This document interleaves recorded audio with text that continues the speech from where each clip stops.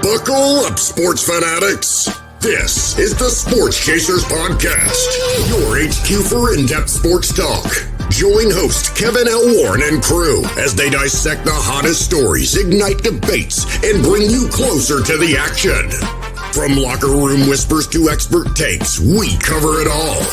It's game time, so strap in and grab a drink. The Sports Chasers Podcast starts right now. What up, everybody? What's going on, everybody? They can't see me. What is going on here? Excuse me 1 second. I'll get this right. We are starting soon. Hey, what up, everybody? What's going on, everybody? It's another edition of the Sports Chasers Podcast. Hey, we're here to talk about some Knicks talk, man. Some Knicks talk. Yeah. The Knicks made a trade on last night with the Timberwolves. I'll just get right to the nitty gritty.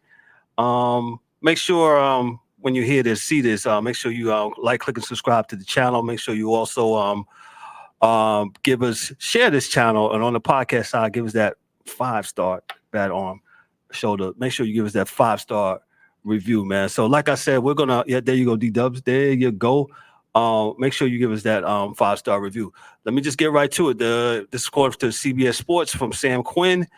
The Minnesota Timberwolves are nearing a deal with the New York Knicks that would send Karl-Anthony Towns to the Big Apple for a package including Julius Randle, Donte DiVincenzo. According to The Athletic, the Timberwolves would also receive a protected first-round pick and from the Knicks that originally belonged to the Detroit Pistons.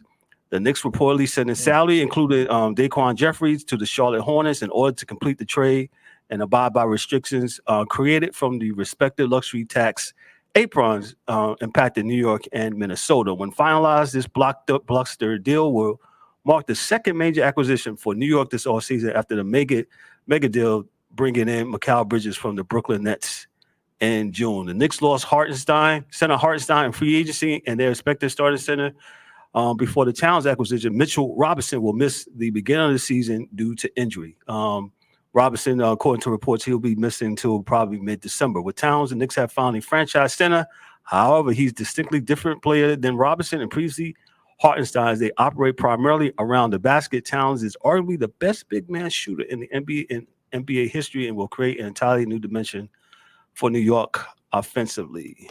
I'll give it to D-Dubs. D-Dubs was the one that said, yo, we need to get on and talk about this. I think he's absolutely right. Let's get on and talk about it. Go ahead, D-Dubs. What's up? What's going on? Man. Yo, can you hear me? I can hear you loud and clear, sir. Go ahead. Okay.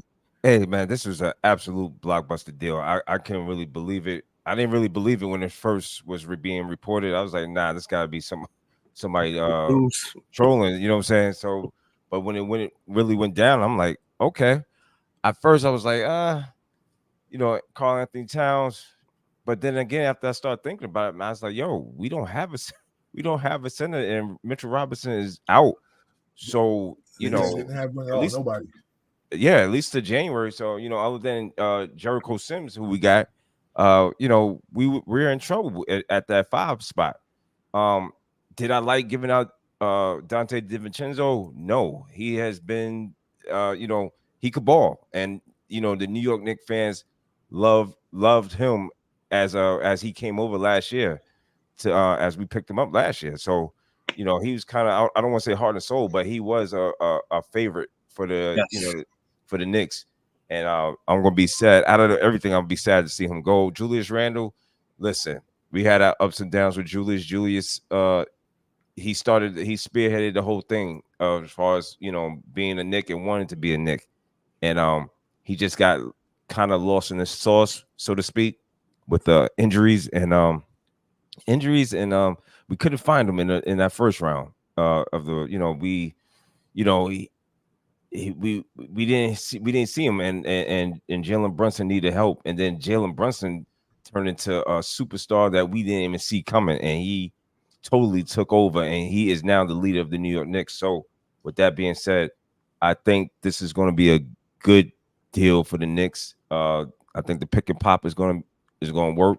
I think Karl-Anthony Towns is going to stretch the offense a little bit, not even a little bit, a lot, and allow Jalen Brunson to do his thing. as far as being able to get to the basket, dish, and me and DA talked earlier. Karl-Anthony Towns, he can also pass the ball too. You know what I'm saying? So I mean, he's a 20 and 10 guy as well. So and he can shoot the three. So I like it. I like it a lot. I know a lot of people was like, but I think we got to see how it plays out. And for what it looks like on paper, the starting lineup, it could look like Jalen Brunson, Mikal Bridges, Anunoby, Josh Hart, Karl-Anthony Towns. And not to mention Karl-Anthony Towns is 28 years old. Yo, we in the prime time now. Both prime time. 27. I think Jalen Brunson is in his 20s. 26. If I'm not mistaken, 20. I don't know. I have to look it up. We're in the prime. Yeah. We're in the prime of their careers right now. This is it. This is go time. This is where you gotta go get the chip. Shout outs to Leon Rose and the Knicks management. They stayed the course and picking up some good stuff. Let me before DA jumps in, let me give you some of the opinions from our guys that couldn't be with us. Mike Mills said, hey, they still gave up the best shooter for a center that is a liability on defense. He says this was a panic move. It's not winning them the chip. Ryan says, shout out to Ryan and Mike. Ryan says, Knicks have no legit big with Mitchell injury concern. No brainer trade for Knicks, especially because Knicks made that great playoff run without Randle. Too many forwards with Bridges, OG, and Randle, and no center. Now the team is more balanced, he said, in his opinion. Go ahead, DA. That was from Mike Mills and Ryan. Go ahead, DA. No, I'm in agreement with Daryl. I think it's probably a good move. You get to clear out the middle of the court because Towns is going to be around the 3-point line. He's not going to be in the post, which Brunson eats that alive. Only thing I see is that there's only one issue, and it's still the coach. So, we know who the starting lineup probably will be. Still right? No love for Tibbs, man. Nah, but it's not that I hate him. But I'm like, yo, listen. Yeah, no, you still have to do the right. You know what I mean. You got to do the right. I know. I got to fuck with you. Season. You play the kids during the season so they're not worn down and don't get injuries in the playoffs. Right. You know what I'm saying? But you got to give these dudes some minutes, man. I think Karl-Anthony Towns is a good move. I think sending Julius to Minnesota is a good move because he's an offensive powerhouse. They have another center there. He doesn't have to play the 5. He can play the 4 or 3/4, which is where he wants to be. Right. You know what I'm saying? He doesn't want to be a 4. He wants to be a 3. And recognized as such. But with that being said, the reality is that it can work. It just, unfortunately, for us, when we get to the playoffs, dudes is getting there with one leg. You know what I mean? They can't go.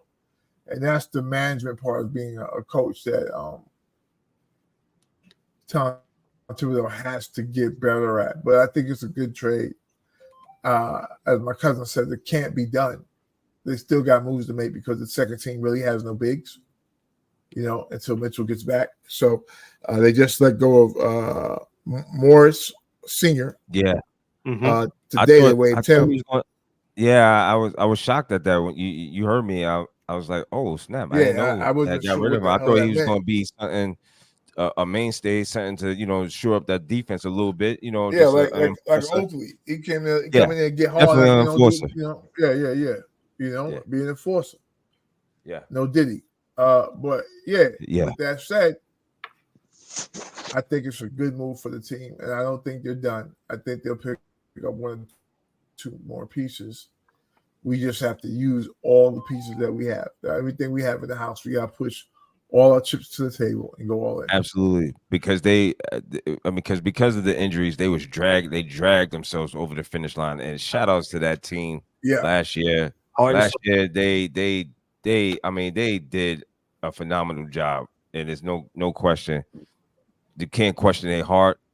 That's why the New York fans had gravitated to this team and showed this team a lot of love. Unfortunately, business is business, and we have to make moves. That's just what it is. I forgot Oh, D, we did pick up Cameron Payne. Cameron Payne is also a good backup point guard. Young cat and that could play. the young dude that they got that the other point guard, Scholar. I forget his name. I'm sorry. I'll get it. But yeah, the rookie. Oh, Tyler Kolek.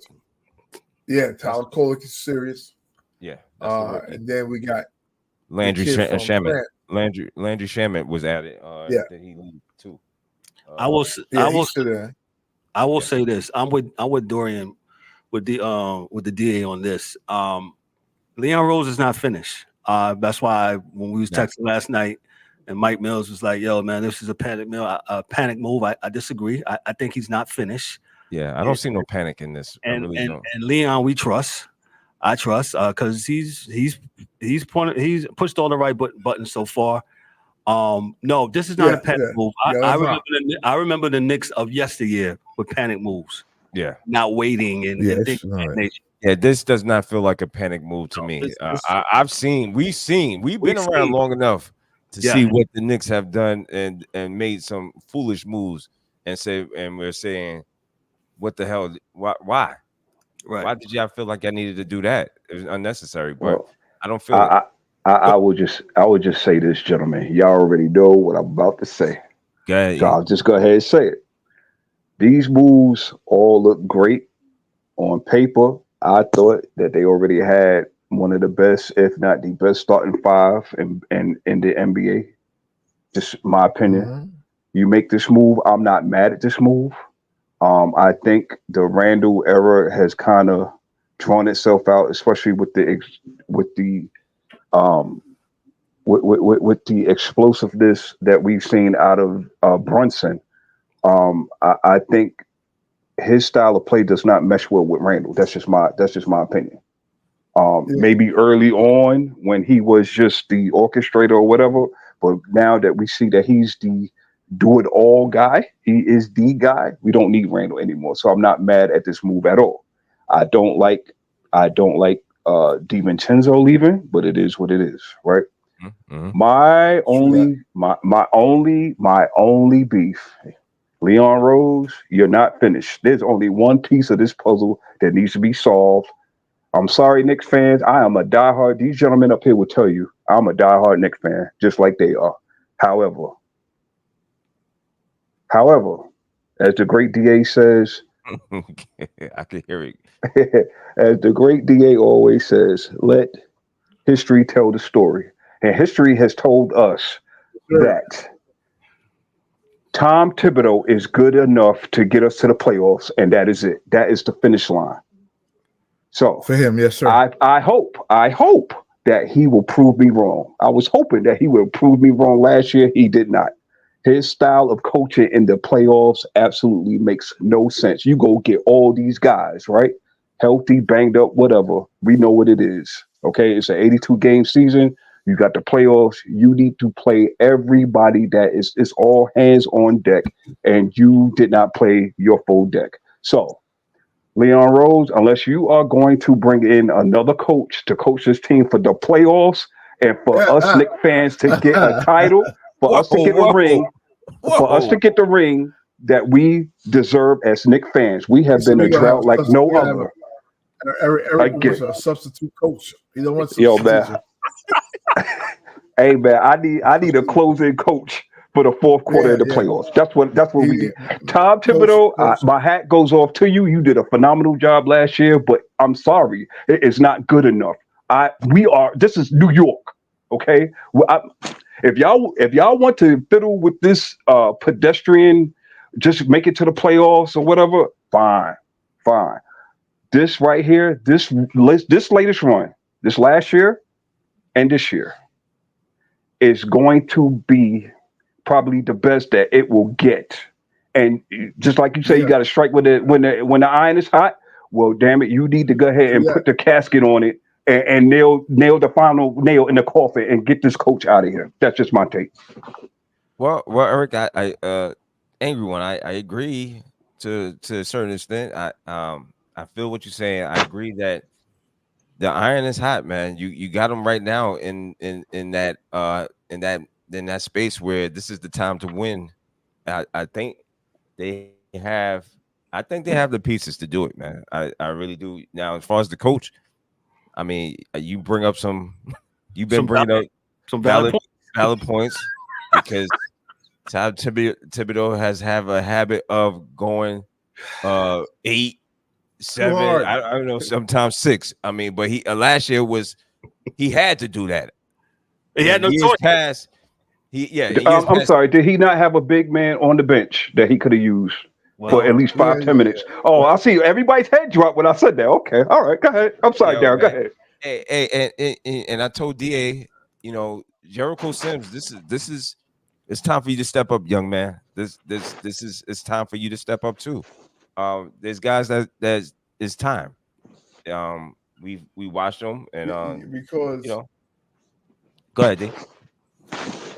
If you keep watching the dude do the same thing over and over and over again, and he gets the same results. Right. As Darryl said, we talked about this because it's funny for us, but they are surrounded in as far as the team is concerned, they know he's only going to play a few players. Like they need to have somebody to really help them allocate time. Because I think the 82-game season is too damn long, and then you expect the guys to play in a 4-month playoff and an in-season game or whatever the hell that mess is. And the reality is that for the players, that's a lot of gosh damn work. Yeah. For the players. So my thing is, man, listen, I need you to ensure and manage the time that you have with these dudes. And, that's it.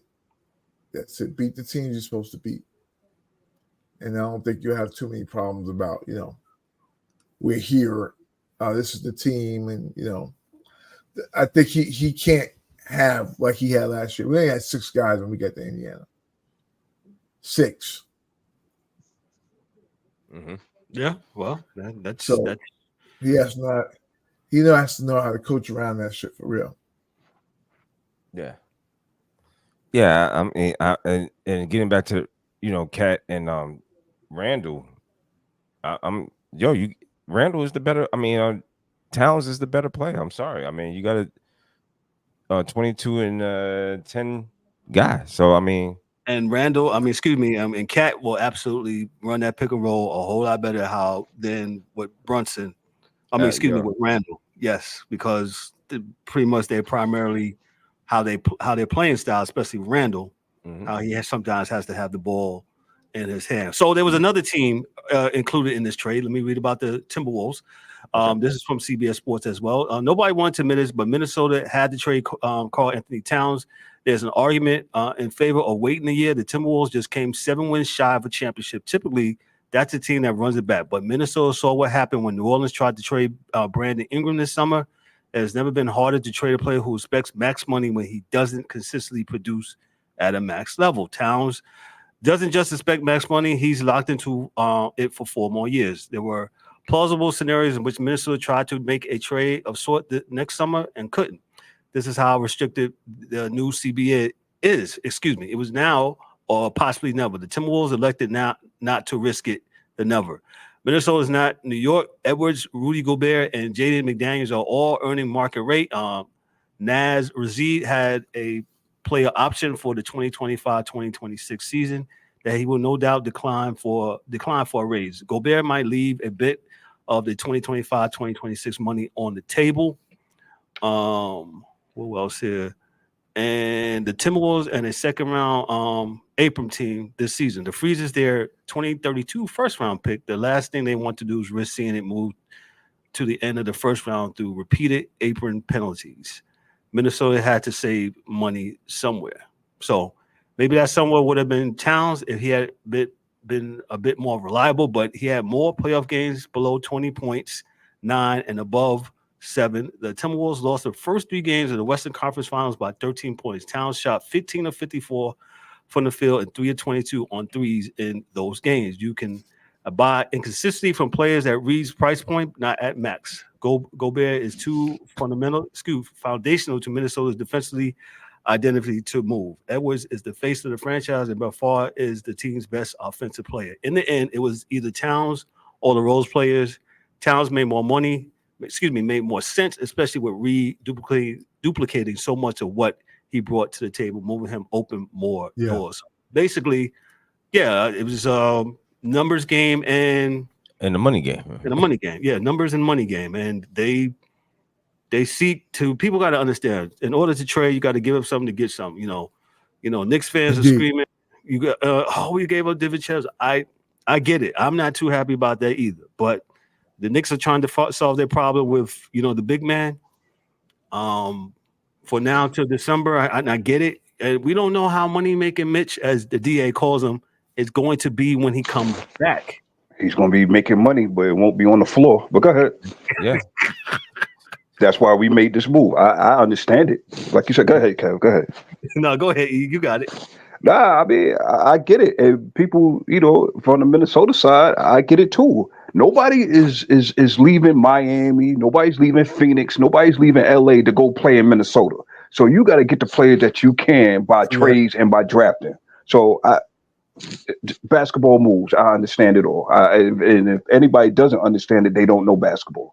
Mm-hmm. Especially this new age basketball. This is different. This is just different. And then they gotta move how they gotta move. They just gave Jaden McDaniels got a big contract. Anthony Edwards got a contract. Cat got a big. You can't have everybody. You can't. You know what I'm saying? And especially with Naj Reed, I forgot about him. You got Najee Reed and with McDaniels coming onto the scene this year, it made it easier. And with Cat not producing at the level that all-star levels and such, it made it easier. It was an easier decision for them to make. So, yeah. And the scary thing is, I know we're running over a little bit, but the scary thing about this that makes me go, is the fact that we were told this. Me, Kev D, on the phone with my cousin had to be 4 or 5 years ago. Mm-hmm. He's a Cat to the Knicks. And at the time, it was before Brunson came here. He thought it was going to be Booker. Right. Get out of his contract in Oklahoma. I mean, not Oklahoma. Get out of his contract, and move it over. So, I believe, again, if Tibbs just coaches the right way, keep these kids healthy, but get them some experience so when the playoffs come, you all right, E? I'm sorry. Yeah, I'm sorry. I had a Yo, man, this Tibbs slander, bro, man. I tell you, boy, I'm gonna stop it with my main man. Oh, that's your main man. I really think that he's going to do well. I don't think he's a bad coach now. I'm just saying that he has a problem with time management. I agree with that, especially in the playoffs. Guys, you're not going to sit here and act like this man has not done this in Chicago. He had a pretty good damn team in Chicago. He had a pretty good team in Minnesota. And what happened? They revolted. Okay. they walked out of the job. Now, again, let's be clear. Let me make sure that this mic is clear. Okay. Knicks fans and everybody across the world that is tuning in, I do not hate Tom Thibodeau. I think he is a good coach. I don't think he's a great coach. He's a very good coach. He's a very good regular season coach. But let's be clear. This is by far, at least on paper, the best team he has ever had on paper. True. So let's see. I'm going to sit back and wait and see what the man does. I'm not going to come out here and say, he ain't going to. I hope he proves me wrong, and I will be the first to come on here. You got Twin Box to come up here, correct me if I'm wrong or whatever. It will be on tape. Tom Thibodeau, you are now a great coach. Thank you for finally bringing a chip to New York. But until that happens, I'm going to keep on saying what I've been saying. And history is on my side. Eric said it best. We keep receipts. Y'all see it scrolling down at the bottom, Twin Box. So you want to know whatever the Chasers have said since the inception of this podcast back in 2018, you can go to our website, sportschaserspodcast.net, go down to the very bottom, click in, hey, what did DA say about Tom Thibodeau? And there'll be like 29 episodes that come up with him saying something about Tom Thibodeau. Thomas Tibbs. Thomas Tibbs. This was something we had to talk about, had to jump on, and we appreciate those for listening, and shout out to those members that could not be on, but they sent their thoughts.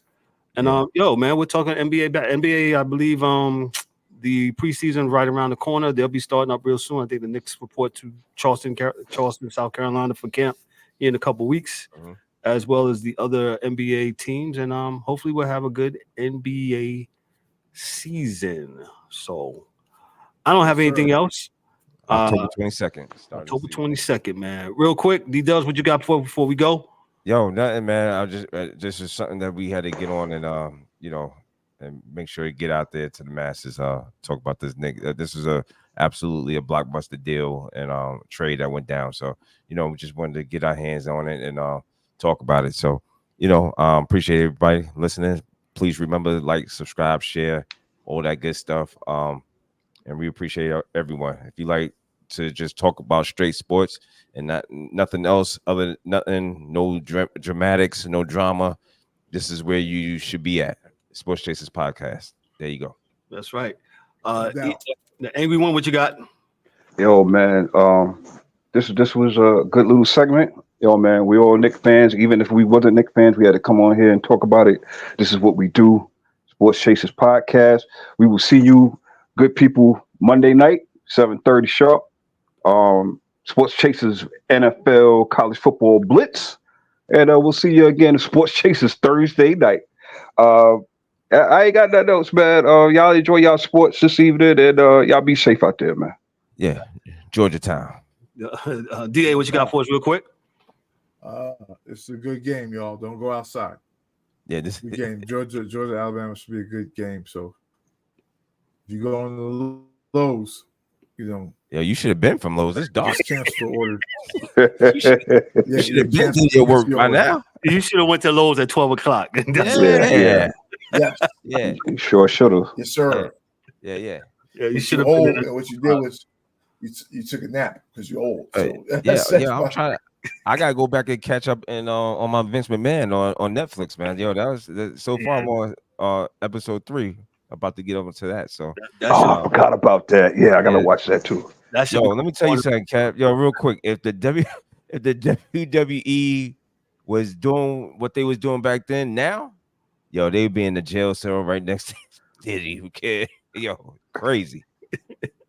Yo, I advise y'all to go take a look at that, man. I'm gonna take a look at it myself. Y'all was wrestling fans back in the day. This is a pretty good documentary so far. Good. I love documentaries. Cool. I don't have nothing heavy. Myself, hey, enjoy the rest of your sports weekend, man. Hey, we'll holler at you. We'll see you on the Monday Night Blitz. Be good, be great. Peace. That's a wrap for today's episode of the Sports Chasers Podcast. Don't forget to subscribe on YouTube and your favorite podcast platforms and connect with us on all social media channels for exclusive content and updates. We'd also love for you to join the conversation, share your thoughts, and become part of the Sports Chasers community. And remember to tune in next time for some more real sports talk. Until then, stay frosty.